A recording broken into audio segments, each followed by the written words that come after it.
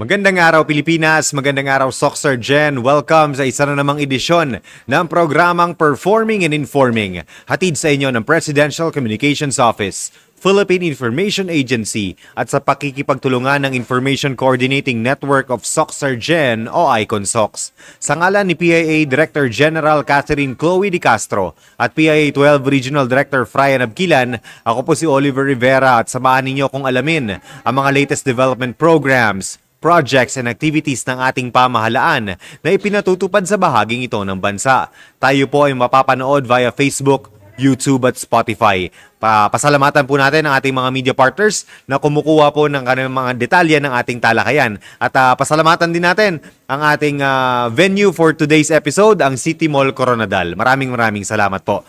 And we have with us today ang ating kaibigan mula sa Department of Labor and Employment Region 12, ang Senior Labor Employment Officer at Unit Head ng Organizational Outcome 3, Social Protection for Vulnerable Workers, si Sir Kenneth Paul Pacatang. Sir Kenneth, welcome back sa ating programa. Ang inyong pabati po muna ulit ninyo sa ating mga manonood. So, unang-una po, binabati ko po kayo ng magandang umaga. Nagpapasalamat po kami sa PIA na naimbitahan ulit at mabigyan ng oportunidad na ma-share na naman po ang isa naming programa sa aming opisina.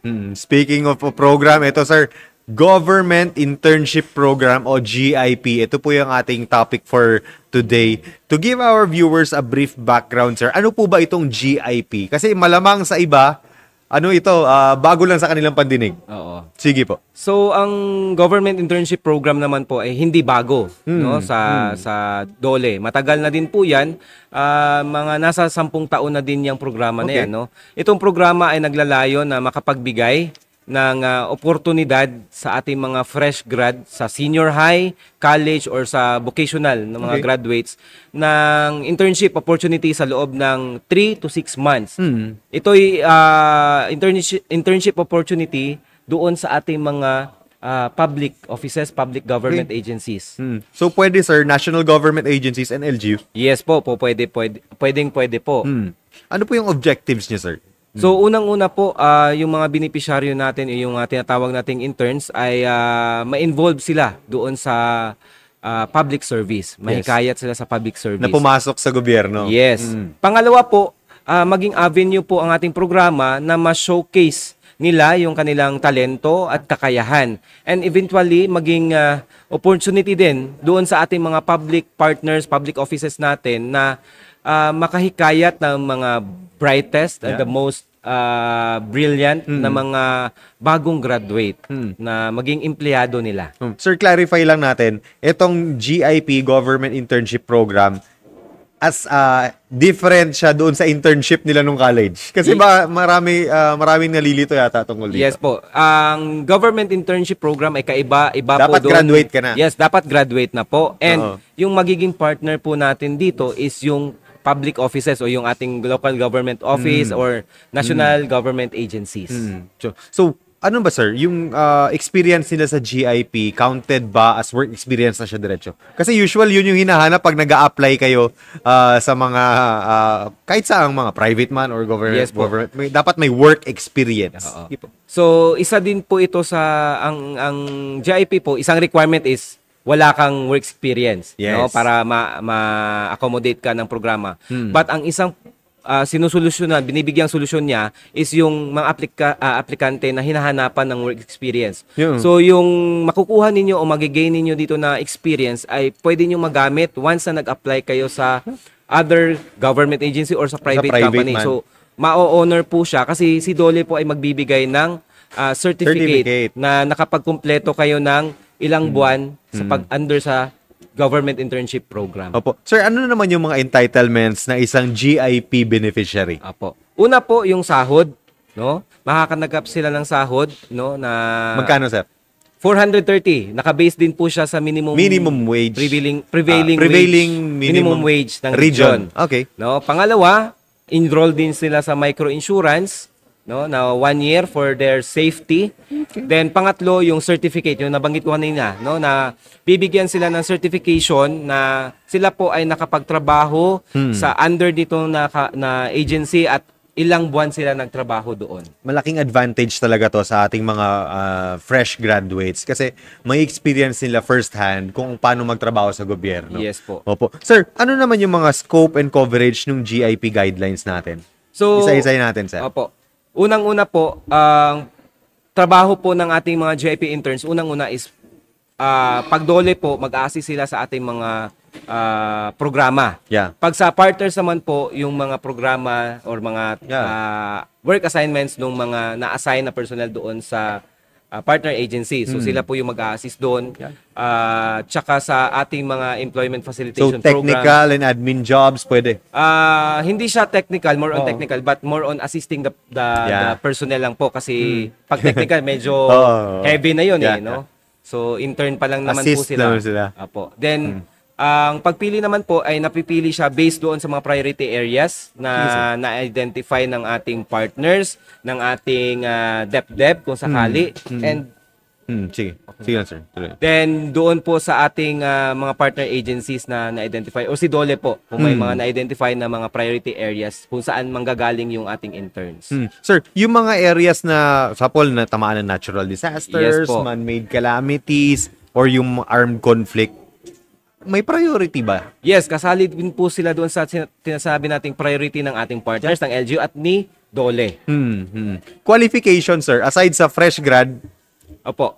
Ang qualification naman po ng maaring maging benepisyaryo ng ating programa ay unang-una, may edad na 18 to 30 years old. Okay. No? Graduate po ng senior high, ng textbook or college. Opo, Okay. yun po yung primary requirements. Pero pwede naman po tayong tumanggap ng 31 years old and above. Pag talaga po silang naapektuhan sila nung calamities, Okay. no, may makakakulang dokumento or natanggal sa trabaho, as long as may kaukulang dokumento. or kakagraduate niya lang. Yes po, kakagraduate lang niya. Tapos 31 years Yes old po, above. pwedeng ganun. Doon naman sa mga senior high schools and sa TechVoc, malaking tulong din ito, sir. Kasi, di ba, usually, pag graduate mo ng senior high, dapat magtatrabaho ka na. Pero in reality, hinahanapan ka talaga ng work experience. Yes. Sige, sir. So yun yung nabanggit ko kanina na isa itong solusyon doon sa mga problema ng ating mga fresh grad. Yeah. Kaukol doon sa ating experience na hinahanap ng mga employers. Apo, sir. So, ano yung mga sir, requirements naman natin, sir? So kung Kasi fresh grad sila, baka maraming Opo, ang requirement naman po ng programa ay hindi ganun kahaba. Yeah. Unang-una is yung application form. Next po yung school credentials nila, yung form 137 on 138. Kung college graduate naman po, diploma and tsaka yung transcript of records and school certifications. Yun lang po ang requirement natin. Para naman doon, sir, sa mga partner agencies na gustong magkaroon ng mga GIP para makatulong din sa kanilang operation, sir, ano yung kailangan nilang gawin? So, para naman po sa mga government agencies na nagnanais na mag-avail ng programa, unang-una kailangan po nilang mag-submit ng ating internship agreement at saka pumirma doon sa Memorandum of Agreement. Okay, may MOA. Yun lang po, dalawa lang po. Paano yun, sir? Lalapit lang sila sa DOLE? Yes po. Dapat may letter of intent mo na? Susulat lang po sila sa DOLE na, sa regional office namin, and eventually evaluate din, yun na, signing ng agreement tsaka MOA. Sir, may times ba na pwedeng ma-extend yung duration nito? Apo. Sa nabanggit ko kanina, ang mga beneficiaryo natin ay pwedeng magtrabaho sa loob ng 3 hanggang 6 na buwan. Yeah. Pero, pag yung partner natin, agency, nais niyang i-extend yung kanyang GIP o yung intern niya. For example, hanggang September lang sila, may remaining na 3 months for the year. Baka Yes. pwede naman. Pwede nilang i-extend naman po hanggang 1 taon. Okay. Oo.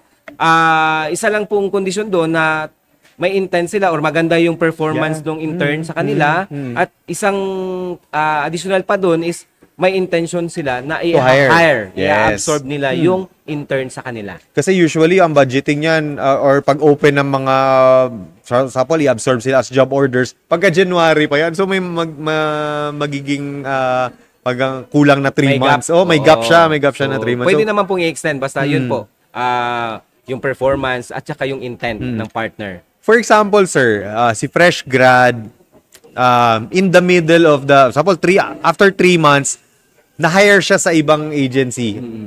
Meron na siyang permanent na trabaho. Pwede ba yun? And then, pwede bang may replacement?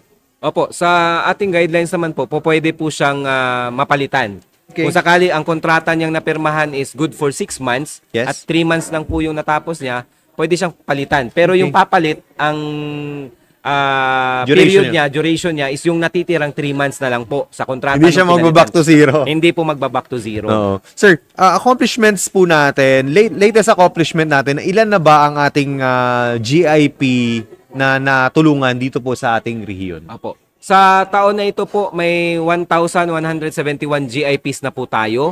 Yan po sila ay distributed sa lahat po ng LGUs, no? Particularly doon sa mga bawat Public Employment Service Office. Okay. At saka sa mga line agencies, partner agencies natin, kagaya ng PEA, PIA, okay. Oh. TESDA, yung mga attached agency ni DOLE, LTO, and other government. Isa-isahin natin, sir. Opo. Sige so, po. dyan si DICT, si DSUD, si DMW, ang ating PhilSci. Okay. May bangko din po tayo, ang Land Bank of the Philippines, Nandito. yung DTI natin, DILG, CDA, DepDep, PhilHealth, and yung ating CAAP. Okay. Andyan din po.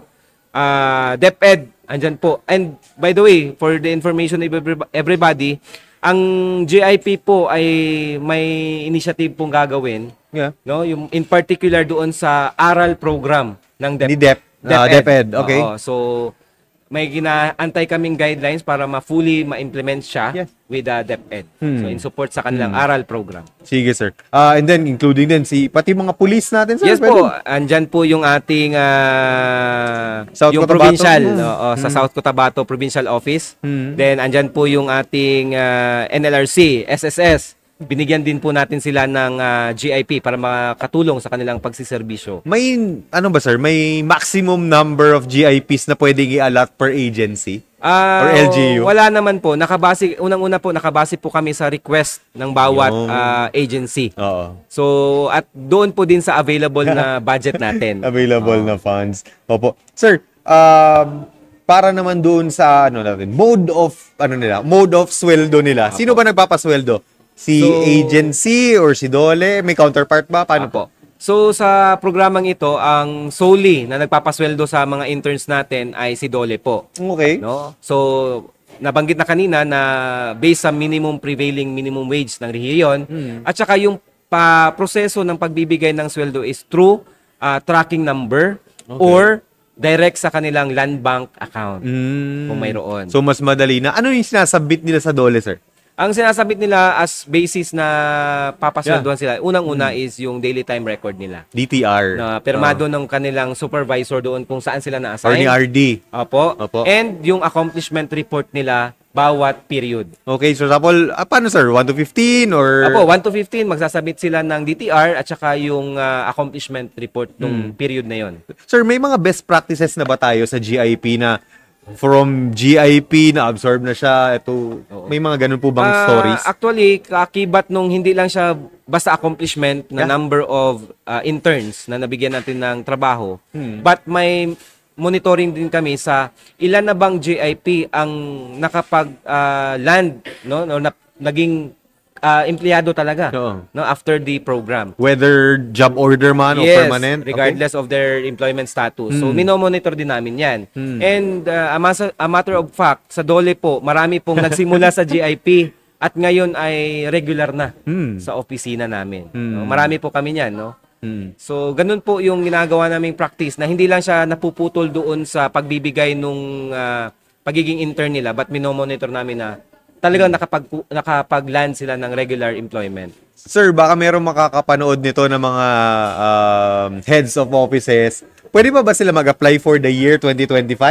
Nasa October na tayo. Oo. Opo. So, for this year, medyo kuha na tayo. Ipit Ipit na na. tayo sa oras kasi given na 3 to 6 months po yung implementasyon natin. But, pwede naman po silang mag-advance na magpadala ng mga request. Intent nila for next year. Opo, for next year. Para Okay. ma-pipeline na po natin and ma-consider na po natin ahead of time. And then doon sa mga existing, pwede na rin sila mag-send para for next year, assure na rin Yes na. po, opo. Pero sir, for example, for next year, hindi siya agad-agad January. Depende naman po siya kasi sa available na fund. No? depende sa so, budget. kung may natira kaming continuing fund, no, pwede kaming mag-implement agad-agad ng January. Pero kung wala talagang natirang fund, aantayin namin yung ida-download na fund sa amin. Tsaka pa po mag-i-implement. Yeah. Sir, medyo naubusan na po tayo ng oras. Baka meron kayong other announcements sa ating mga interested na mag-apply po dito sa ating government internship program. Opo. Doon sa mga interesado, yung mga fresh grad or mag-graduate pa lang po, kung nais nyo pong mag-avail ng aming government internship program, pwede po kayong lumapit sa aming mga provincial offices, no, na nandyan sa bawat probinsya na nais yung magsumite kayo ng applications, no? So simple lang po yung application, iulitin ko lang po, no? Una, application form. Pangalawa, yung school records, form 137, 138, diploma or transcript of records. So mas maganda ngayon po mag-submit na kayo para for next year ma-pipeline na po kayo at ma-evaluate na po ng bawat probinsya. So, klaro natin clarify natin, dumadaan pa rin po ito sa evaluation. Yes po. Oo. Sir, meron bang orientation sa mga GIP? Balikan ko lang. May orientation ba ginagawa si Dole? Baka kasi ma-culture shock yung mga fresh grads sa pagpasok nila sa diretso na trabaho. Paano po? So, before po sila dinideploy kung saan mang partner, standard po sa amin na ino-orient sila. Ano yung programa at ano yung mga possible gagawin nila doon sa partner agency. So, ganun po yung ginagawa namin prior sa deployment nila. Sige po. May other announcements pa kayo, sir, sa ating partners on the ground, sa mga peso natin? So, yun lang man po, no? Kung may mga concerns po tayo, lumapit po tayo sa pinakamalapit na DOLE office sa bawat probinsya. So, agaran naman pong bibigyan ng pansin ng ating mga kasamahan. Yan, sa ating mga fresh grads or sa mga gagraduate pa lang, let's take this opportunity na magtrabaho po sa ating pamahalaan to make a change. Sige po. Sa ngalan ni PIA Director General Catherine Chloe De Castro at PIA 12 Regional Director Frian Abquilan, maraming salamat po muna sa ating guest mula sa Department of Labor and Employment, ang Senior Labor Employment Officer at Unit Head na Organizational Outcome 3, Social Protection for Vulnerable Workers, Sir Kenneth Paul Pakatang, sa muling pag-guest dito sa ating programa. Sa muli, sa ngalan ni PIA Director General Catherine Chloe De Castro at PIA 12 Regional Director Frian Abquilan, ako po si Oliver Rivera. Maraming salamat at isang magandang araw, Soc Sir Jen.